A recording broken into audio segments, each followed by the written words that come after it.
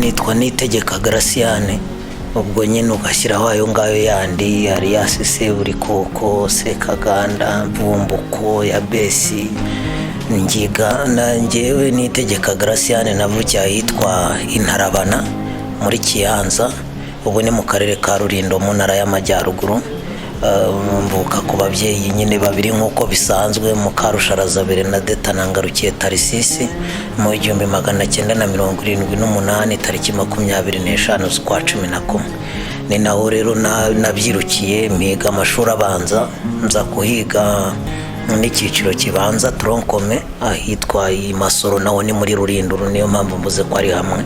Hanyuma igikurikiyeho biochimie nza kuyiga muri college y'Iririma mpava 2001.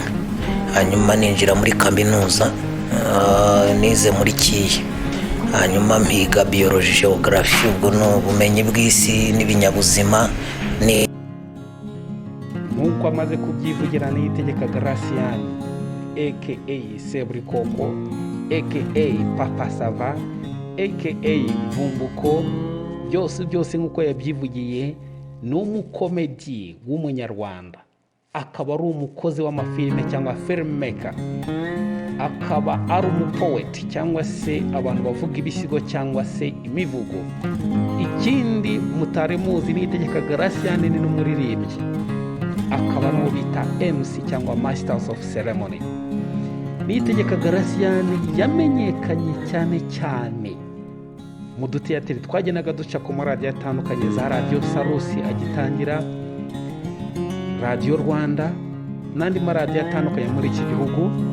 Yagiye amenyekana mu bukwe, uburyo yagendaga ayobora ubukwe avuga ibintu bisekeje abantu bakanezerwa bagaseka. Nitegeka Graciane rero yatangiye gukora ibintu byerekeranye n'ibisigo cyangwa n'imivugo akiri mu mashuri abanza, aho mu 1995 yiga mu mashuri abanza mu mwaka wa 6. Rebwe yagiye mu irushanwa ryo gukora ibisigo, hanyuma igisigo cye kiza kuba icya mbere cyangwa se umuvugo uza kuba uwa mbere. Hanyuma mu mwaka wa 2002 Nitegeka Graciane yabivuze neza, nibwo yatangiye kaminuza mu cyahoze ari Kiye cyangwa Kigali Institute of Education, aho yigaga icyo bita biology geography na education. Hanyuma yaje kurangiza kaminuza mu mwaka wa 2007. Urumva ko haciyemo iminsi. Nyuma yo kurangiza kaminuza yakoze akazi ko kwigisha muri Fawe Girls School i Kigali, aho yigishaga biology geography na chimie. Nyuma y'igihe gito yaje guhagarika kwigisha, hanyuma ajya mu bunyamakuru ndetse ajya no mu cyo bita acting ni byo gukina amafilime. Mu 2009 niho yagiye muri sinema, ajya mu cyo bitaga Zirara Zishya. Murayizi, ni filime yamamaye cyane mu Rwanda, aho yitwaga Sekaganda, aho yakinaga nabo muzi ba Makuta, ba Kanyombya n'abandi benshi muri iyo filime. Hanyuma yongeye kujya muri filime mu 2013 yindi yitwaga Inshuti Friends. Hanyuma muri 2015 yatangiye yitwa Seburikoko. Iyi niyo yabaye rurangiranwa, igaca kuri televiziyo y'u Rwanda, igaca ku mbuga nkoranyambaga. Iyi niyo yatumye noneho Nitegeka Graciane aba icyamamare. Ubu muri iyi minsi agaragara muri filime